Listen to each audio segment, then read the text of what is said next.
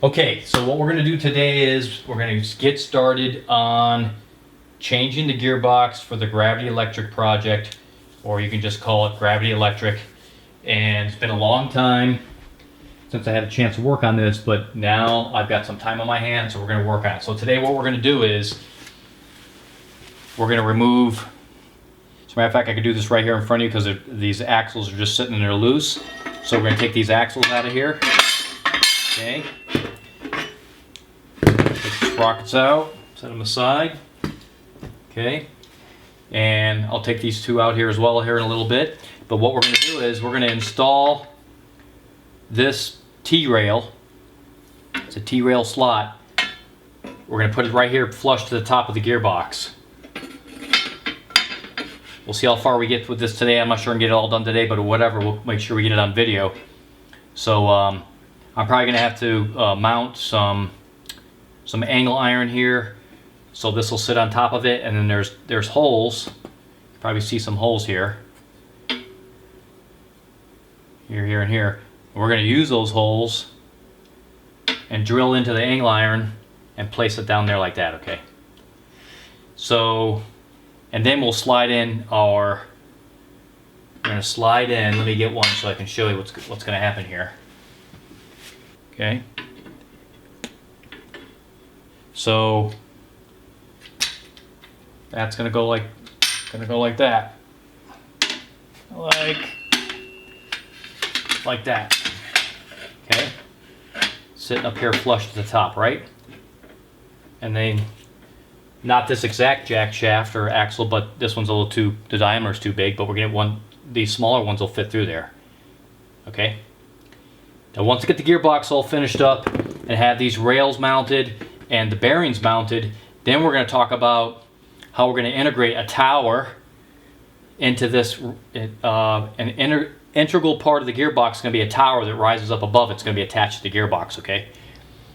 And we'll get to that a little bit later on. So anyway, for today, that's what we're going to be attempting to do, get these axles out of here and begin to mount the angle iron and get these T-slots installed, okay? All right, so now you can see the gearbox is broken down. Pretty much as far as I'm probably going to take it for now. I may have to break it down more depending on if I have to drill into the plates for the angle iron to be mounted on top flush. But hopefully I don't have to take it apart. But we'll see.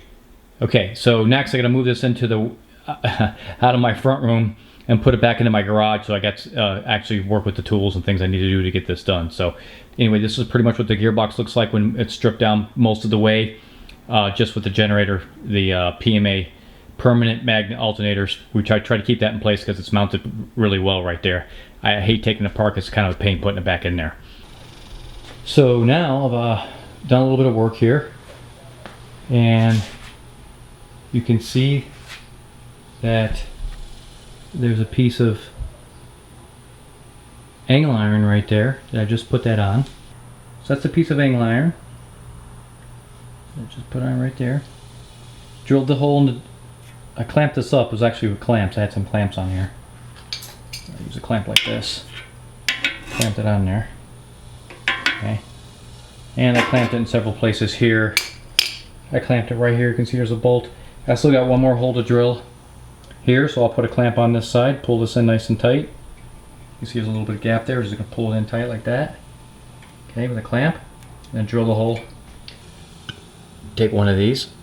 Okay. So now hopefully you get an understanding of where we're headed with this, right? Get the camera to focus. We're gonna lay it right on top of that.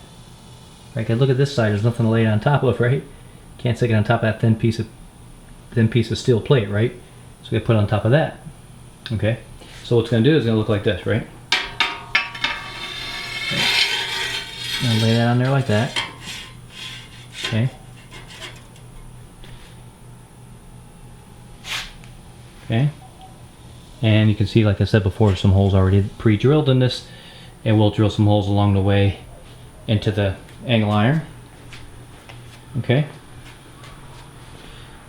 Then once we get this side done, we'll do the same thing on this side, and then we'll put our bearings, slide our bearings in there through the end, through the T-slot, and we'll begin to see if we can mount up mount up our sprockets and see if it all holds together.